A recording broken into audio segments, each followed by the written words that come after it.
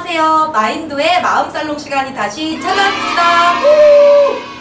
네, 저는 사회자 변지우입니다. 오늘은 닥터 포로스트의 작가이자 심리학 학사로 다채로운 활동을 하고 계시는 우리 이종범 작가님과 함께합니다. 안녕하세요. 네, 안녕하십니까. 웹툰 작가 이종범입니다. 심리학 학사로 활동하는 건 뭔가요? 저 그거 지금 이게 뭐야?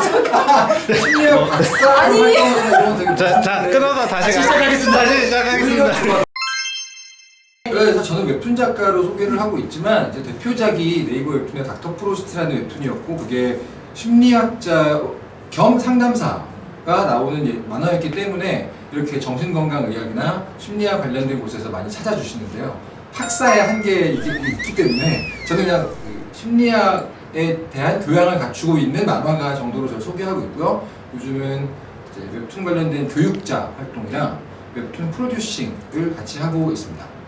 오늘 그 성격 관련된 얘기를 하신다고 들었는데, 사실은 제가 대학생 때 제일 재미있게 들었던 수업이 성격 심리학 수업이기도 했고, 그 연세대학교 심리학과의 서은국 교수님이라고 제가 존경하는 의사님이 계세요. 그분이 성격 심리학 수업을 하시면서 인간의 5가지 성격이라거나 뭐 여러 가지 성격 구분의 어떤 학제적인 역사 이런 것들을 배웠을 때 너무 재미있었던 기억이 나요.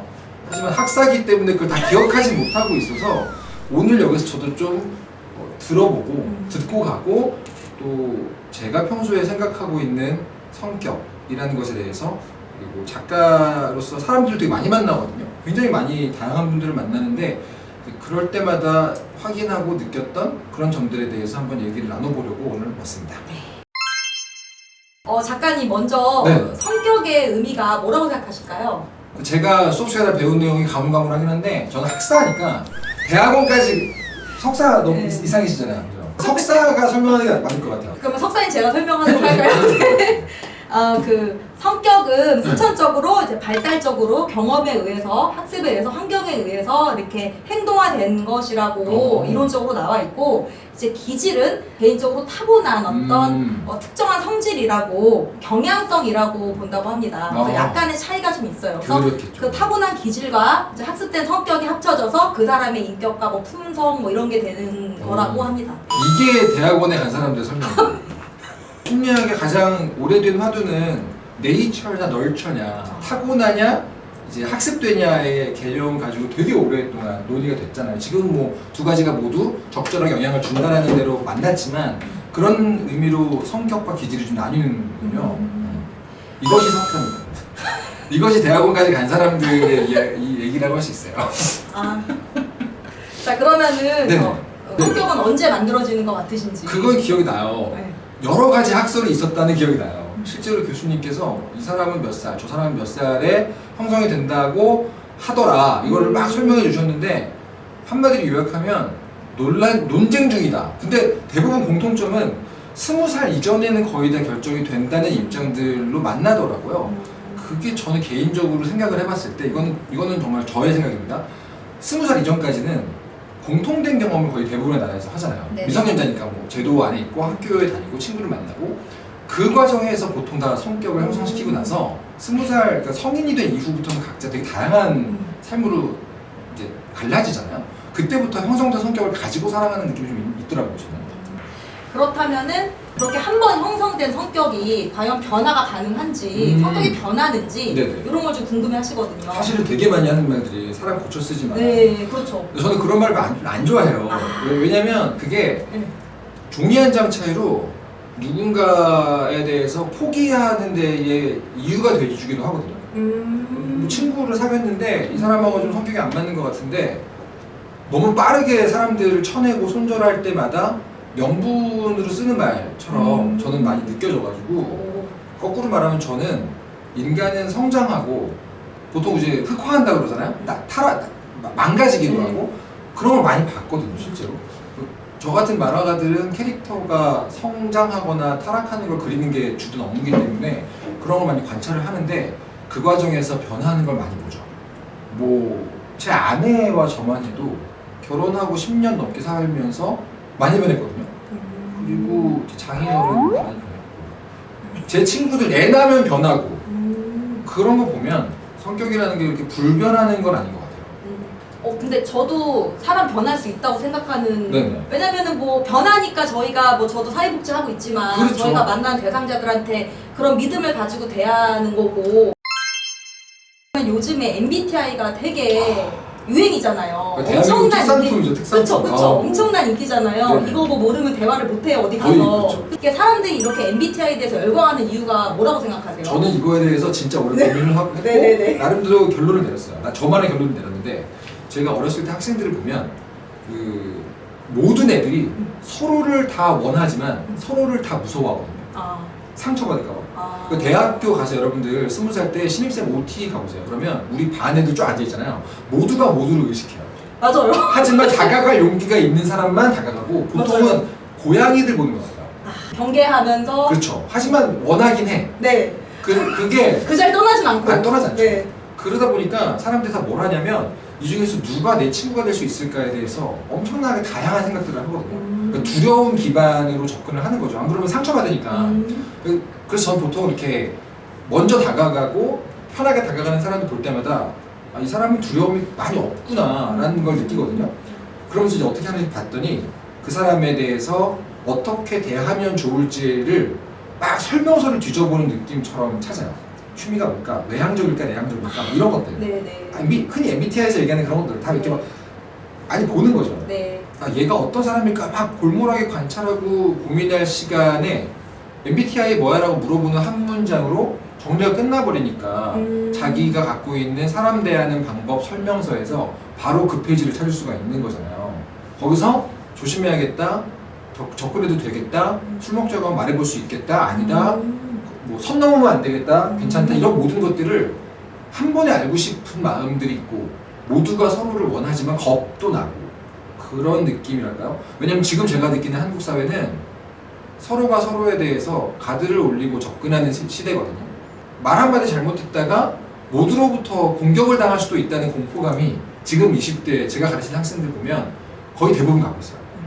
SNS를 할 때에도 네. 뭐 글 하나 잘못 올렸다가 누가 퍼가서 뭐 엄청 욕먹으면 어떡하지? 뭐 이런 여러 가지 것들? 그러니까 겁은 나는 거죠. 하지만 인간은 외로운 동물이기 때문에 겁이 난다고 해서 외로움이 사라지진 않잖아요. 그때 사용하는 게 MBTI라는 소셜 스킬이 아닌가? 라는 생각을 해요. 근데 굉장히 공감이 돼요. 네네. 그러니까 그 사람을 빨리 파악하는 어떤 수단이 되기도 하는 거고. 자기를 보호하는 수단이 되기도 하고. 그쵸. 그죠. 욕먹고 싶지 않고. 이 얘기 얘한테 꺼내도 될지 말지가 이게 되는 거잖아요. 맞아요. 예를 들면은 뭐 ENFP, MFP는 되게 활발한 걸로 알려져 있잖아요. 그렇죠. 그럼 그 친구한테는 내가 뭐 하자 이렇게 하는 게 좀 더 편할 수도 있는 거죠. 그죠. 근데 얘가 만약에 나 아이 어쩌고저쩌고 했는데 네. 그러면 내가 어디 가자고 얘기했을 때 얘가 나 집에 있고 싶은데라고 할까봐. 예측이 되는구나. 그런 거죠. 이게. 그러니까 예측하고 싶은 마음, 예측하고 싶은 두려움을 너무 편안하게 만족시켜주는 게 MBTI인데 그게 한 세대가 모두 같이 쓰는 어떤 도구가 돼버린 거죠. 얼마나 좋겠어요. 가끔 저는 나 때도 저런 거 썼으면 애들 되게 편했겠다 생각을 할 때가 있어요. 그때는 막 날씨 얘기하고 야구 얘기하고 한참 돌아가거든요. 근데 지금은 안 돌아가니까. 그럼 이제 MBTI가 16가지 성격 유형이 있잖아요. 그죠.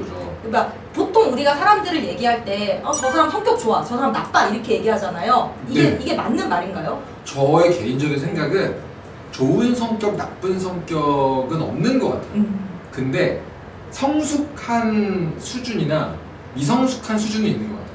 그러니까 모든 성격에 위아래 성숙도는 존재한다는 느낌이 좀 들어요. 그래서 이 사람 좀 예민해 라고 얘기하는 것도 사실은 수용체가 발달한 성격이야 라고 표현할 수 있는데 그것을 미성숙하다고 평가하는 걸 같이 하면 되게 까탈스러워, 예민해, 이 사람이라서 불편해 이렇게 얘기하는 것 같고 저 사람은 되게 섬세하다? 나랑 있으면 내 감정도 나도 모르는 말로 막 설명해주고 제가 막 추천하는 영화는 다 맞더라 이렇게 얘기하는 사람들도 거의 다 비슷한 성격인 것 같은데 그 사람이 얼마나 인간적으로 인품이 성숙하냐 안 성숙하냐가 한 축이 더 있는 게 아닌가. 그래서 저는 나쁜 성격은 없다라는 말을 밀고 있죠. 누가 되게 미워하면 성격 때문은 아니라고 생각하는 편이에요. 저는. 그러니까 나쁜 성격, 좋은 성격이라기보다는 각 성격마다의 어떤 성숙도에 따라서 네네네. 조금씩 있다라는 말씀이시죠? 그렇죠. 근데 네. 대부분의 사람들이 자기 성격을 좋아하는 경우를 못 봤어요, 저는. 오. 대부분 자기 성격에 대해 평가를 하는 걸 들어보면 네. 자기의 어떤 부분이 너무 싫어, 불편해라고 말을 하거든요. 저는 그래서 살아가기 불편한 성격이나 편한 성격 이런 얘기는 있을 수 있겠다. 좋고 나쁘고보다는 그 사람 본인이 자기 그 부분을 인정하고 좋아하게 돼버렸냐 아니면 아직 화해를 못했냐 이 차이는 있는 것 같아요. 그럼 이제 그 질문에 약간 이어서 네. 그럼 이렇게 자기 성격이 싫은 분들이 꽤 있잖아요. 진짜 많죠. 뭐 네. 당연히 누구나 다 자기의 싫은 구석이 있는데 거의 다 그럴 때 어떻게 해야 되는지. 진짜 어려운 문제 같아요. 네네. 저는 제가 올해 이제 40이 넘었거든요. 42 가까이 됐는데 저의 20대까지를 떠올려 보면 저도 저의 어떤 부분에 대해서 굉장히 골치 아파하던 기억이 나요. 어떤 느낌이었냐면 룸메이트가 들어갔는데 룸메이트가 저인 거예요. 나를 데리고 산다는 느낌을 가지고 제가 20대 후반부터 쭉 살았거든요. 골치 아픈 거예요. 그러니까 그런 부분이 자기에 대해 안 좋아하는 성격 부분인 거죠. 근데 그거를 이제 어떻게 하냐면 어떤 룸메이트랑 친해지고 화해한다는 느낌으로 저를 대하니까 내 그 부분에 대해 되게 관대해지더라고요. 뭐 이 정도면 나쁘지 않지라고 말할 수 있는 그런 면이 생기더라고요. 저는 되게 오래 걸렸는데 쉽지 않은가 봐요.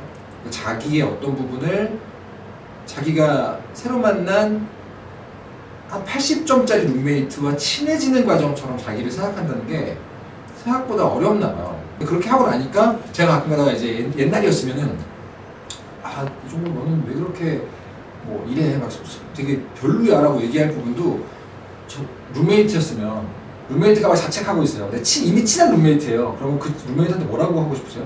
야, 너는 그래도 딴 거 잘하잖아. 이렇게 할 거 아니에요. 그거 나한테 해주는 거죠. 나한테 내가 완벽하면 곤란하잖아. 뭐 이런 식으로 넘어가게 되는 거죠. 그거는 제가 저라는 사람하고 화해를 했기 때문이고 그렇게 자기애가 좀 생겨나는 과정을 느꼈고요. 그래서 전반적인 자기애라는 개념이 자기 성격에 대한 태도와 직결되는 것 같아요. 근데 되게 속상한 얘기죠. 왜냐면 요즘에 만났을 때 자기 성격 마음에 드세요라고 했을 때 저는 제 성격 마음에 드는데요 라고 말하는 사람보다 별로라고 말하는 사람이 훨씬 많다고 저는 알고 있거든요. 그게 전반적으로 어떤 분위기인지를 말해주는 거죠. 자신과 화해한 분들의 비중이 좀 낮구나 지금 시대가. 자기애가 전반적으로 좀 낮은 사회가 됐나 이런 느낌이 들죠. 저는 너무 지금 말씀하시는 것 중에 인상 깊었던 게 나라는 룸메이트랑 같이 산다라는 생각으로 대하라고 하셨는데 이 말 진짜 맞는 게 다른 사람 대하듯이 자기 자신한테 대하면은 자기를 용서하고 화해하는 일이 정말 많을 것 같아요. 성숙해지는 길로 제가 배운 거예요. 네. 성숙하려면 이렇게 하는 거예요. 맞아요. 아니 근데 막 꼭 좋아야 될 필요도 없고 완벽해야 될 필요도 없잖아요. 뭐 나 성격 좋아야 될 필요 없는 거잖아요. 이만하면 괜찮아. 이 정도도 괜찮잖아요. 사실 성격이 개판이어도 네. 장점 꼭 있거든요. 맞아요. 예를 들면 내 룸메이트가 진짜 애가 개판이야. 네. 청소도 안 하고 안 하는데 내가 제일 힘들 때 제일 먼저 알아줘. 뭐 이런 게 하나 있어도 사람은 그 사람을 좋아하게 돼 있거든요. 자기한테 또 그렇게 할 수 있다고 저는 믿죠. 그게 제 주변에 성숙한 제가 존경하는 사람들의 공통점이기도 했어요. 자기에 대해 되게 자기애가 있구나. 진짜 이 얘기 듣고 되게 공감하시는 분들 많을 것 같아요. 네, 이거 실제로 이 마인드 TV의 이름 덕분에 또 보시는 분들은 대부분 어떤 멘탈적인 고민을 하시거나 맞죠. 관심이 있으신 많으실 거 아니에요? 네네. 그런 분들 중에서 자기애가 그때 떨어져서 고생하시는 분들 되게 많거든요. 진짜 근데 저는 그런 분들에게 말씀드리고 싶어요. 완전 완벽한 룸메이트가 들어와야 친해지는 게 아니라 맞아. 잘 지내다 보면 정이 들고 하는 것처럼 관대해지거든요. 김정현 작가님이라는 만화가 웹툰 작가가 계신데 그분이 혼자를 기르는 법이라는 책을 내셨어요. 혼자를 길러요? 제목 기가 막히죠. 기가 막혀. 제가 너무 좋아하는 책이거든요. 그게 이런 느낌의 책이에요. 나중에 한번 보시면 좋을 것 같아요.